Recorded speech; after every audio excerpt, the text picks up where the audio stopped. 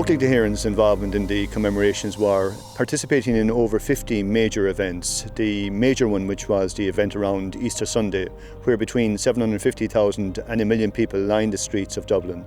Of course, we also were part of the Flags to School scheme. Almost 650,000 children now have a new perspective on the Irish flag.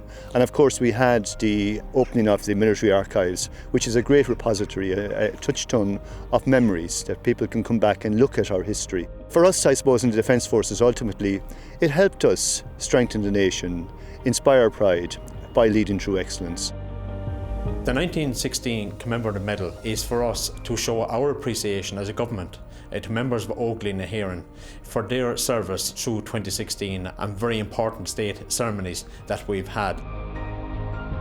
Over the next few weeks, I as Minister with responsibility for defence will visit each of our barracks, north, south, east and west of the Republic of Ireland to present this commemorative medal. The role of the Defence Forces was central to the entire process. And I think they brought professional competence and objectivity to it in a way that it was owned by the people. The Defence Force personnel were superb. In all of their work, in all of their participation, the Defence Forces were simply outstanding, and we offer them our heartfelt thanks and congratulations for what they did.